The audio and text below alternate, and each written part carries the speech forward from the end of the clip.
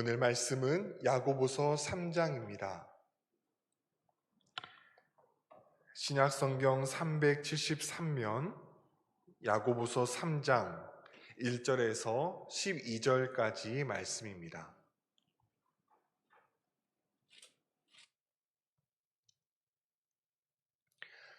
야고보서 3장 1절에서 12절까지의 말씀을 함께 봉독하겠습니다.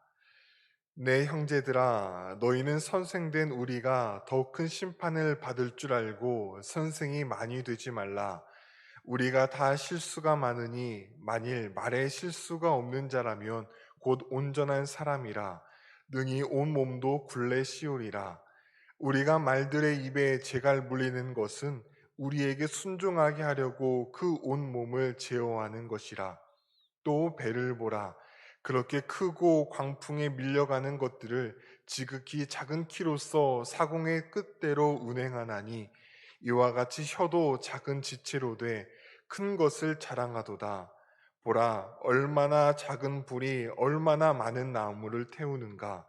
혀는 곧 불이요 불의의 세계라. 혀는 우리 지체 중에서 온 몸을 더럽히고 삶의 수레바퀴를 불사르나니 그 사르는 것이 지옥불에서 나느니라. 여러 종류의 짐승과 새와 벌레와 바다의 생물은 다 사람이 길들일 수 있고 길들여 왔거니와 혀는 능히 길들일 사람이 없나니 쉬지 아니하는 악이요 죽이는 독이 가득한 것이라. 이것으로 우리가 주 아버지를 찬송하고 또 이것으로 하나님의 형상대로 지음을 받은 사람을 저주하나니 한 입에서 찬송과 저주가 나오는도다. 내 형제들아, 이것이 마땅하지 아니하니라. 샘이 한 구멍으로 어찌 단물과 쓴물을 내겠느냐. 내 형제들아, 어찌 무화과 나무가 감람 열매를, 포도나무가 무화과를 맺겠느냐. 이와 같이 짠 물이 단물을 내지 못하느니라. 아멘. 연일 쌍둥이 여자 배구 선수들의 어린 시절 학교 폭력 소식이 보도되고 있습니다. 이들은 여자 배구에서 톱 클래스에 해당하는 최고의 선수들로서 인기도 아이돌에 비견할 정도로 상당합니다. 그런데 중학교 시절 이들에게 피해를 입은 피해자가 나타났고, 어제는 초등학교 시절 3년 동안 학교 폭력과 언어 폭력을 당한 피해자가 이 쌍둥이 자매의 실태를 고발했습니다. 초등학교, 중학교 시절이니 10년도 더 지난 사건들입니다. 하지만 피해자들은 지난날 자신들이 당한 이 폭력을 뚜렷이 기억하고 있었습니다. 말의 힘이 이처럼 강합니다. 가해자는 자신이 내뱉은 말을 잊고 살았는지 모르지만 피해자들은 시간이 지나도 잊지 못하고 말 못한 고통 속에서 살았던 것이지요. 오늘 본문은 말의 힘에 관한 말씀입니다. 1절 말씀을 보면 야고보 사도는 선생이 많이 되지 말라고 합니다. 오늘날에는 교사의 권위가 실추되어서 선생님이 매를 들면 카메라로 사진을 찍고 경찰에 신고까지 하지만요, 이 야고보가 이 편지를 쓰던 유대 사회에서는 랍비라 부르는 선생이 언제나 존경의 대상이었습니다. 그러다 보니 그러한 전통이 교회 안으로까지 들어와서 이 교회의 직분을 세상의 직급으로 생각하여 자신의 신앙의 성숙과 은사와는 상관없이 지도자의 역할을 감당하려고 하는 이들이 많이 있었습니다. 여기에 대해 야고보 사도는 사람들에게 선생이 많이 되지 말라고 권면합니다. 지도자라는 것은 그만한 책임이 뒤따른다라는 겁니다. 2절 말씀을 보면 사람은 다 말의 실수가 많은 존재입니다. 이 정도의 차이가 있을 뿐이지 사람은 누구나 말로써 실수합니다. 이 만일 말의 실수가 없는 자라면 온전한 사람이라고 한다는 것은 그만큼 말의 실수가 없는 사람은 없다라는 뜻입니다. 어떤 실수보다도 사람이 쉽게 저지르는 것이 바로 말 실수입니다. 그런데 교회의 지도자는 주로 말로써 규언하고 또 말로써 책망을 하다 보니 이 말로 행하는 실수가 매우 작게 됩니다. 그러니 이 성도들에게 야고보 사도는 선생이 많이 되지 말라고 이렇게 권면한 것이지요. 성경에는 말에 관한 말씀이 참으로 많이 나옵니다. 미련한 자라도 잠잠하면 지혜로운 자로 여겨지고 그의 입술을 닫으면 슬기로운 자로 여겨지느니라. 미련한 자의 입술은 입으로 매를 자청하고 지혜로운 자의 입술은 자기를 보전하느니라. 죽고 사는 것이 혀의 권세에 달렸나니 혀를 쓰기를 좋아하는 자는 그 열매를 먹으리라. 말이 많으면 허물을 명키 어려우나 그 입술을 제어하는 자는 지혜가 있느니라. 사람의 말은 그 사람의 인격을 나타냅니다. 사람의 말은 그것으로 끝나지 않고 그 사람이 어떤 사람인지를 보여줍니다. 교만한 말을 자주 하는 사람은 그 사람 전체가 교만한 사람으로 평가되고요. 거짓말을 평소에 자주 하는 사람은 그 사람이 바로 거짓된 사람으로 인식이 됩니다. 또한 부정적인 말을 자주 하는 사람은 그 사람 자체가 부정적인 사람으로 인식이 되고, 긍정적인 말을 자주 하는 사람은 그 사람 자체가 긍정적인 사람으로 인식이 됩니다. 또 감사하는 말을 자주 하는 사람은 그 사람이 감사한 사람으로 사람들에게 평가되지요. 이처럼 사람은 어떤 말을 하느냐에 따라서 그 사람 전체가 평가가 되고 인식이 됩니다. 우리가 말을 조심해야 하는 까닭은 이 말의 영향력 때문입니다. 이 3절에서 5절까지의 말씀을 보면 이 말의 영향력이 얼마나 큰지를 세 가지 예를 들어 설명하고 있습니다. 이 첫 번째는 재갈입니다. 이 아무리 성질이 사나운 야생마라 할지라도 입에 재갈을 물리면요, 그 재갈 하나로 말을 이리저리 원하는 대로 끌고 갈 수 있습니다.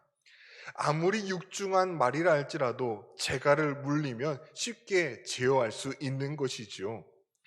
이처럼 사람의 혀는 신체 기관 중 매우 작은 부분이지만 사람의 인생을 좌우하는 매우 중요한 기관이라는 겁니다. 이 배 키 역시 마찬가지입니다. 이 바다에 엄청나게 큰 배가 강풍에 밀려 이리저리 휩쓸리고 있다고 생각해 봅니다.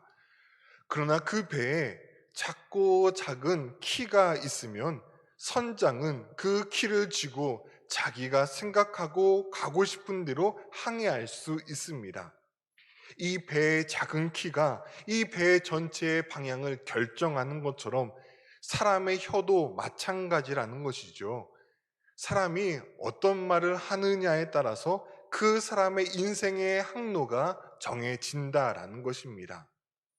이어서 작은 불을 비유하고 있습니다. 아무리 작은 불이라 할지라도 그 불이 옮겨 붙으면 그 집 전체가 불에 타게 되고 산 전체가 불태워지게 됩니다. 작은 불꽃 하나가 그처럼 힘이 있고 능력이 있는 것처럼 사람의 말도 마찬가지라는 겁니다. 사람의 혀는 이처럼 무시무시한 힘이 있고 엄청난 능력이 있다라는 것이지요. 천재적인 발명가 에디슨이 초등학교 때 전응아로 평가받고 또 퇴학을 당한 일은 많은 사람들이 알고 있는 이야기입니다. 이 에디슨이 큰 성공을 거둔 다음에 기자들이 질문을 했다고 하지요. 그 성공 비결이 무엇이냐고 물어봤습니다. 그때 이 에디슨은 그 모든 성공 비결의 공을 어머니에게로 돌립니다. 이 에디슨이 학교에서 쫓겨날 때 이 어머니가 이렇게 에디슨을 격려해 주었다라고 하지요. 실망하지 마라. 너는 상상력도 풍부하고 호기심도 많은 아이란다. 넌 마음만 먹으면 무엇이든지 할 수가 있어. 나는 네가 꼭 훌륭한 사람이 되리라고 믿는단다. 이 퇴학당할 때 어머니가 했던 말을 이 에디슨은 마음속에 계속해서 평생을 담아 두었다라고 합니다. 그래서 99번 실패하더라도 100번째 다시 도전할 수 있었다라는 것이지요. 언어의 온도라는 책에 나오는 이야기입니다. 이 책의 저자인 이기주 씨의 어머니가 일산에 있는 병원에서 수술을 받았다랍니다. 그런데 그 병원의 의료진들이 환자를 부르는 호칭이 매우 낯설었다라고 합니다. 회진차 나이 지긋한 의사 선생님께서 병실에 들어왔는데요. 나이가 많은 그 환자들에게 어르신 또는 환자라고 부르지 않고 김 여사님 혹은 박 사장님이라고 인사를 건네더랍니다. 그 모습, 그 이야기를 들으면서 왜 이 병원의 의료진들은 그렇게 환자들을 부를까 생각하다가 태어나던 날 이 의사 선생님과 이야기를 나눌 기회가 있어서 그 이유를 물어보았답니다. 그러자 의사 선생님께서 그게 궁금했냐고 하면서 이렇게 답을 해주셨답니다. 환자에서 환은 아플 환이라고 하잖아요. 자꾸 환자라고 하면 그래서 더 아파요. 게다가 할머니, 할아버지라고 같은 호칭을 싫어하는 분도 많이 있죠. 그래서 저는 은퇴 전 직함을 불러드립니다. 그러면 병마와 싸우려는 의지를 더 굳게 다지시는 것 같아요. 건강하게 일하던 시절로 돌아가고 싶은 바람이 가슴 한쪽 한 자리에 있기 때문인지도 모르겠어요. 병원에서는 말 한마디가 의술이 될 수도 있어요. 슬기로운 의사생활이란 의학 드라마에 나오는 내용이 생각났습니다. 아이를 2차례 유산한 적이 있고 이번이 3번째 임신이었는데요. 이번에도 유산 가능성이 있다는 진단을 듣고 이 산모는 진료 내내 훌쩍입니다. 유산이 자기 때문이라고 생각했던 것이지요. 그런데도 의사는 냉정하고 무심한 듯 진료를 이어나갑니다. 산모는 서운한 듯이 선생님께 이런 병은 병도 아니지요? 라고 질문합니다. 그때 이 의사 선생님이 이렇게 답을 했습니다. 유산이 왜 병이에요? 유산은 질병이 아니에요. 당연히 산모님은 잘못한 것 없고요. 내가 뭘 잘못해서 이런 일이 생겼나? 앞으로 내가 뭘 조심해야 하나 물어들 보시는데 그런 것 없어요. 누구에게나 생길 수 있는 일입니다. 그러면서 눈물을 훌쩍이는 산모에게 무심코 휴지 한 장을 건네자 산모는 지금까지 참아왔던 눈물을 마구 쏟아냈습니다. 지금까지 유산을 자신의 잘못 때문이라고 생각해 왔는데 그 의사 선생님의 말 한마디, 유산은 질병이 아니고 이 유산은 산모님이 잘못한 것 하나도 없고 누구에게나 생길 수 있는 말이라는 그 한마디 말에 지금까지 수년 동안 자기 안에 가지고 있었던 자책감과 죄책감을 어느 정도 내려놓을 수 있었기 때문이었습니다. 이처럼 경우에 맞는 말은 정말로 큰 힘이 있고 능력이 있습니다. 그리고 심지어는 사람의 질병까지도 치유할 수 있는 힘이 됩니다. 이 한편 야고보 사도는 이 혀의 긍정적인 부분보다는 이 잘못 사용했을 때 일어난 해악을 더 중점적으로 설명하고 있습니다. 오늘 6절 말씀입니다. 혀는 곧 불이요 불의의 색이라. 혀는 우리 지체 중에서 온 몸을 더럽히고 삶의 수레바퀴를 불사르나니 그 사르는 것이 지옥불에서 나느니라. 아주 작은 불씨가 숲 전체를 불태워 버리는 것처럼 한마디의 악한 말은 그동안에 쌓았던 모든 관계를 불태워 버릴 수 있습니다. 수년 동안 가까이 지내왔던 그 친구 관계, 그런데 잘못된 말 한마디로 인하여서 지금까지 쌓아왔던 모든 우정이 불태워질 수 있습니다. 사랑으로 시작했던 부부관계 역시 마찬가지입니다. 잘못된 말 한마디, 험한 말, 악한 말 한마디로 인하여 남편과 아내 사이가 엄청난 금이 가서 돌이킬 수 없는 상처를 남길 수도 있습니다. 그래서 야고보 사도는 혀는 곧 불이라고 단언합니다. 우리가 혀를 잘못 사용을 하였을 때 모든 인간관계를 이 불처럼 다 불태워 버린다라는 것이지요. 그리고 삶의 수레바퀴를 불사른다라고 합니다. 여기서 삶의 수레바퀴란 인생 전체를 뜻합니다. 잘못된 말, 그 사람의 악한 말로 인하여 그 사람 인생 전체가 불에 타고 망가질 수 있다라는 것이지요. 이 안타까운 것은 이처럼 사람의 혀는 인간의 신체 부위 중에서 매우 중요한 역할을 하지만 자신의 혀를 자연스럽게 제어할 수 있는 사람은 많이 있지 않다라는 겁니다. 오늘 7절과 8절 말씀에 보면은요, 사람은 짐승이며 새며 곤충이며 바다의 생물들은 잘도 길들여 왔습니다. 그래서 가축을 길들여 농사 짓는 데 도움을 얻기도 하고요. 또 말과 같이 운송수단으로 편리하게 사용하기도 합니다. 또 서커스에 가보면 맹수들은 물론이고 바다의 돌고래 이런 것까지 길들여서 유의를 즐기기까지 합니다. 그런데 아이러니하게도 이 자연 세계의 동물들도 길들이는 사람들이 정작 자신의 몸에 있는 아주 작은 신체 부위, 혀는 제대로 제어하지 못한다라는 것이지요. 분노로 가득했을 때 입을 막을 도리가 없고 화가 잔뜩 났을 때 악담을 쏟아내는 말을 절제하지 못한다라는 것입니다. 자신의 신체 일부인데도 말이지요. 그리고 이때 쏟아져 나오는 말들은 독사의 입에서 나오는 그 독과 같이 다른 사람을 죽이기도 하고 파멸시키기까지 합니다. 그렇기 때문에 8절에서 저자는 혀는 쉬지 아니하는 악이요 죽이는 독이 가득하다고 말하고 있는 것입니다. 한편 그렇게 독한 말을 내뱉으면 상대방뿐 아니라 자신에게도 해로 다가오게 됩니다. 남을 헐뜯는 말에는 분노의 독소가 담겨 있기 때문입니다. 생각 버리기라는 책의 저자는 이렇게 말합니다. 푸념이나 험담을 하면 일순간 쾌감을 느끼는 것 같지만 사실 부정적인 말에는 분노라는 독소가 포함되어 있기 때문에 불쾌한 감정과 스트레스를 받을 수밖에 없다. 그러니 자기 자신을 위해서라도 부정적인 말은 입에 담지 않는 것이 좋다. 우리가 부정적인 말, 독한 말을 하면 상대방은 물론이고 자신에게도 그 독소로 인하여 영향을 받는다라는 것입니다.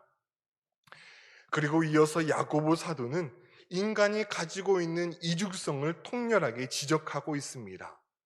9절 말씀입니다. 이것으로 우리가 주 아버지를 찬송하고 또 이것으로 하나님의 형상대로 지음을 받은 사람을 저주하나니 한 입에서 찬송과 저주가 나오는도다. 내 형제들아 이것이 마땅하지 아니하니라. 하나님을 찬양하는 것은 우리 혀의 가장 아름다운 기능입니다. 하나님은 우리의 찬양을 얼마나 기뻐하시는지 내가 너희를 지은 것은 나를 위하여 찬송하게 하려 함이라고까지 말씀하셨습니다. 그런데 사람은 그 입술을 가지고 하나님을 찬양하면서 동시에 저주의 말도 쏟아붓습니다. 한 입으로는 형제 자매를 욕하기도 하고 다른 한 입으로는 하나님을 경배하기도 합니다. 이 야고보는 이 얼마나 모순되냐고 우리에게 질문합니다. 타락한 창조 세계도 인간의 혀처럼 이렇게 모순되지는 않는다라는 것이죠. 일례로 11절 말씀을 보면 샘물은 한 곳에서 한 가지 물만 냅니다.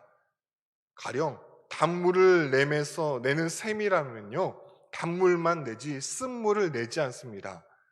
또 쓴물을 내는 샘은 쓴물만 내지 단물이 섞어 나오지 않습니다.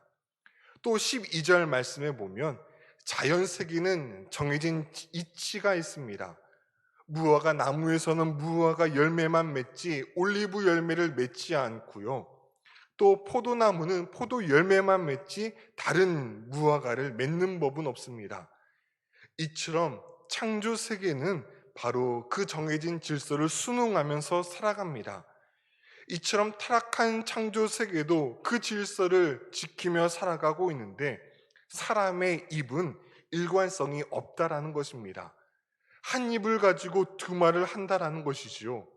앞에서는 하나님을 찬양하고 하나님을 경배하면서도 뒤에서는 사람을 저주하고 욕을 하면서도 전혀 부끄러워하지 않으니 이 얼마나 모순되고 심각하냐고 지금 지적하고 있는 것입니다. 오늘 말씀은 그리스도인들에게 주시는 하나님의 말씀입니다. 야고보서는 거듭해서 행함이 없는 믿음은 죽은 믿음이라고 우리에게 알려주고 있습니다. 그리스도인들에게 믿음과 삶은 결코 분리되어 있지 않다라는 것이지요. 믿음 따로 행함 따로 교회 따로 세상 따로 있는 게 아니라는 것입니다. 그리스도인의 믿음은 행함을 통해서 알 수 있다라는 것입니다. 특별히 무슨 행함을 통해서 알 수 있는가? 오늘 본문은 특별히 우리의 언어를 통해서 알 수 있다라고 말하고 있습니다. 우리의 언어를 보면 그 사람의 믿음이 보이고 그 사람의 신앙 생활이 보인다라는 것이지요. 세상도 그렇지만 교회에서도 참으로 많은 말들이 오고 갑니다. 교회도 사람이 모이는 곳이기 때문에 그렇겠지만 교회 안에서 말로써 상처를 받은 사람들은 이 세상 어느 곳보다 교회가 말이 많다라고 합니다. 그래서 기도 제목도 그렇게 꺼내놓지 못하는 이들이 많이 있습니다. 안타깝게도 이러한 이야기는 과장된 말은 아닌 것 같습니다. 우리가 사람이 말을 많이 하다 보면은요, 자연스럽게 다른 사람의 이야기까지 하게 됩니다. 처음에는 그 사람이 어떻게 지내는지 그 사람의 근황을 이야기하면서 나중에는 차츰 그 사람의 단점도 이야기하고 또 흉도 보고 평가를 하는 모습을 발견하게 됩니다.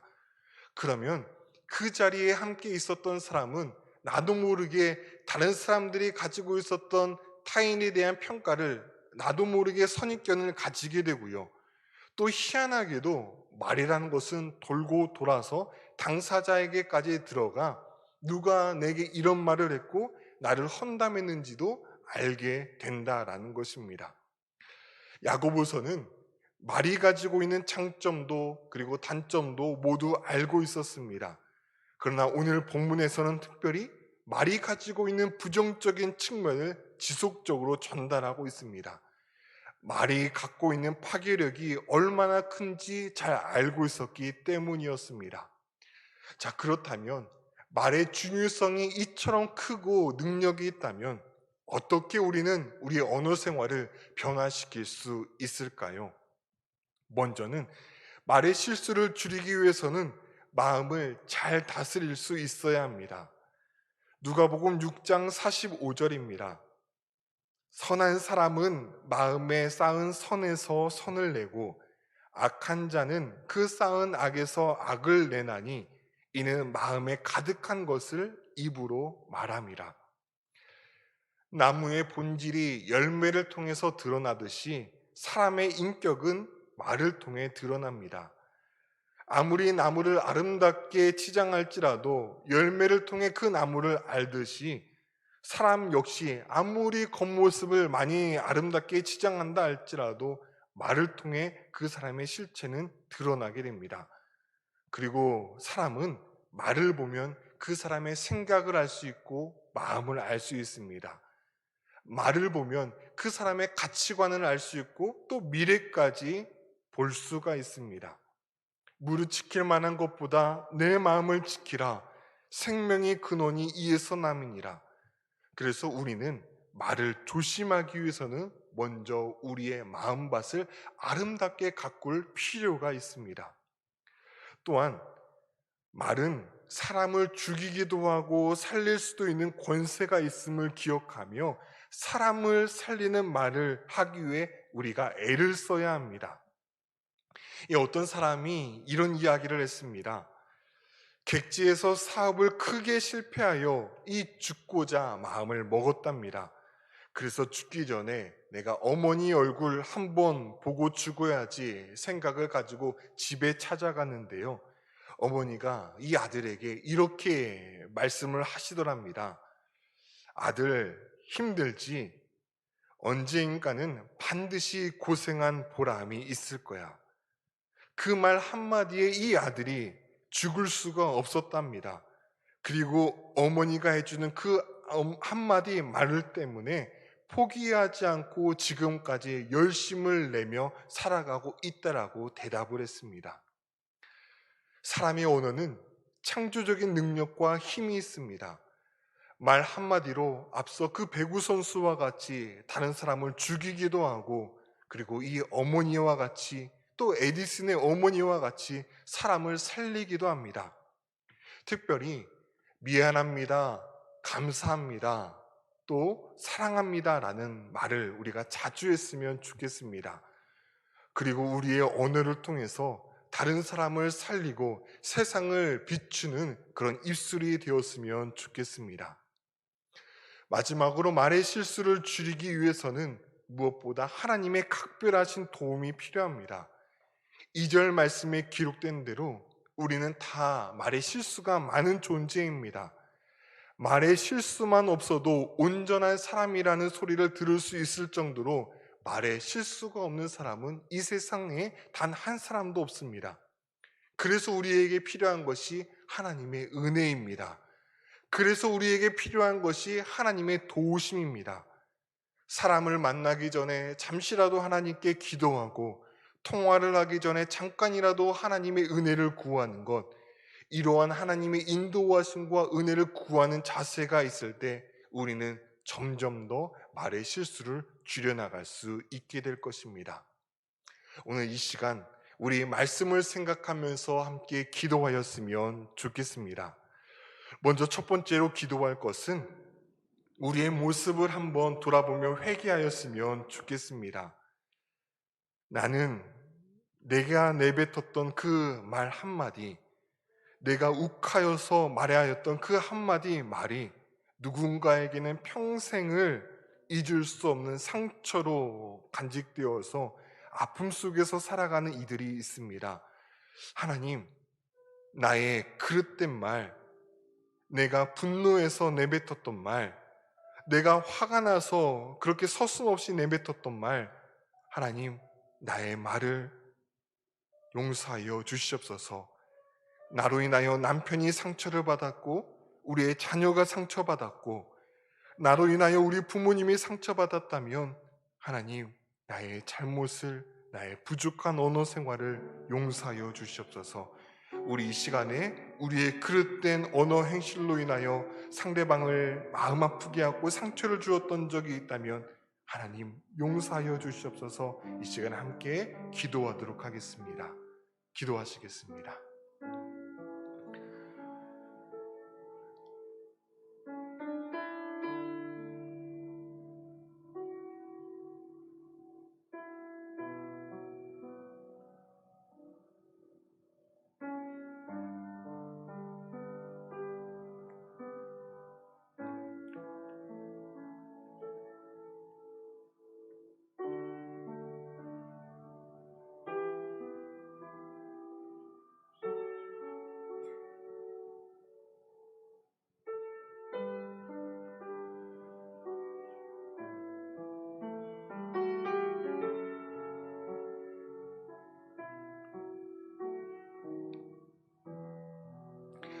우리 이번에는 하나님, 저의 입술을 통하여 사람을 살리는 자가 되고 싶습니다. 에디슨의 그 어머니의 말로 인하여 에디슨이 퇴학당했지만 그가 살아났던 것처럼 죽음을 앞둔 아들이 그 어머니의 말 한마디로 인하여 다시금 빛이 비추어 살아갈 소망을 가지게 된 것처럼 하나님, 나의 입술을 사용하여 주셔서 절망 가운데 있는 이들을 일으키게 하여 주시옵소서. 혹 지금 코로나 기간 동안 외로움 가운데 허덕이는 사람이 있다면 하나님 생각나게 하여 주시어 그 사람에게 전화 한 통함을 통하여 관심을 갖고 애정을 가짐을 통하여 그 사람의 외로움이 덜어지고 살아나게 하여 주시고, 질병으로 인하여 고통 가운데 있는 이가 있다면 아까 그 유산을 하여서 그 유산이 자기의 잘못 때문이라고 자책하며 죄책감 가운데 살았던 그 사람에게 그 의사 선생님의 말씀 한마디가 그녀의 지난날의 아픔과 상처가 눈물 씻듯이 그렇게 흘려졌던 것처럼, 하나님, 질병 가운데 허덕이는 이가 있다면 생각나게 하여 주시어 함께 기도하게 하시고 중보하게 하시고 혼자가 아님을 내가 기도함으로 동역하게 하여 주시옵소서.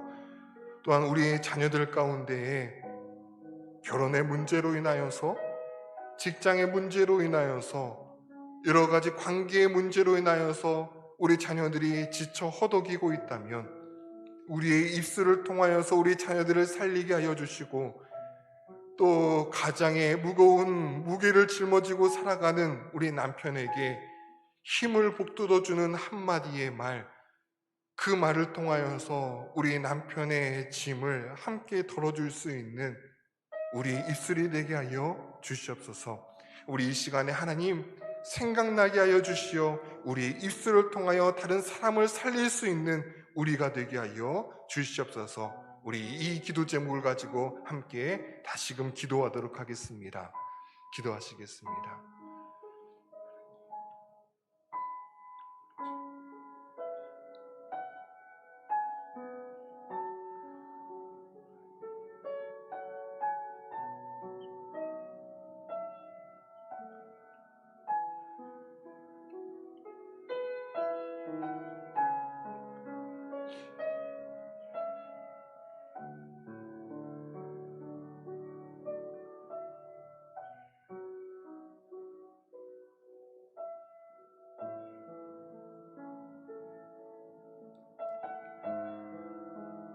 우리 마지막으로 특별 새벽 예배를 위해서 기도하겠습니다. 하나님께서 베풀어 주시는 그 은혜의 자리, 이 말씀의 잔치가 이제 며칠 앞으로 다가왔습니다. 하나님, 그동안에는 우리가 분당 소망교회 성도로서 함께 신앙생활했지만 내가 관심을 갖지 않고 그렇게 대면대면했다면 이번 특별 새벽 예배 기간을 통하여서 서로 기도 제목도 물어보고 서로 더욱더 관심을 갖고 서로 우리의 주변을 돌아보면서 사랑으로 하나 되며 나아갈 수 있는 그런 귀한 특별 새벽 예배 되게 하여 주시옵소서. 말씀을 선포하시는 담임 목사님 가운데 성령으로 충만케 인도하여 주시고, 코로나 기간입니다. 우리 모든 성도님들 안전하게 지켜 보호하여 주시옵소서.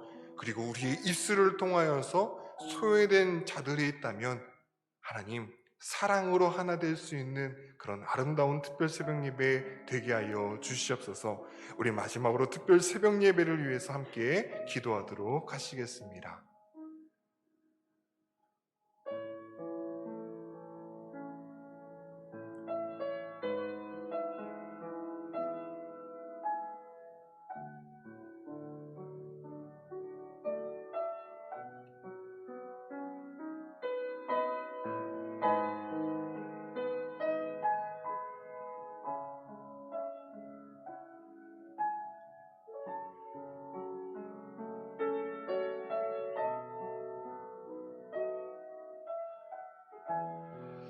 하나님, 우리의 지난날의 말의 모습을 오늘 말씀을 통하여 돌아보게 하심을 감사합니다.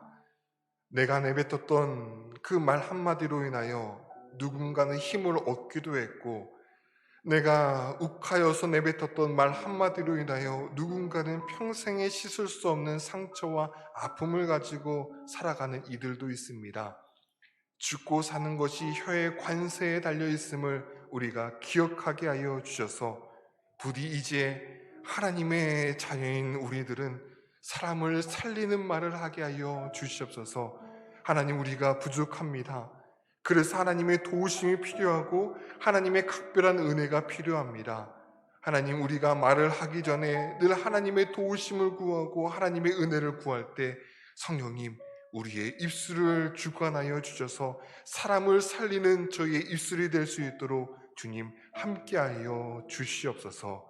이 모든 말씀 예수 그리스도의 이름으로 기도드립니다. 아멘. 주님이 가르쳐주신 기도를 함께 드리겠습니다. 하늘에 계신 우리 아버지, 아버지의 이름을 거룩하게 하시며 아버지의 나라가 오게 하시며 아버지의 뜻이 하늘에서와 같이 땅에서도 이루어지게 하소서. 오늘 우리에게 일용할 양식을 주시고 우리가 우리에게 잘못한 사람을 용서하여 준 것 같이 우리 죄를 용서하여 주시고 우리를 시험에 빠지지 않게 하시고 악에서 구하소서. 나라와 권능과 영광이 영원히 아버지의 것입니다. 아멘.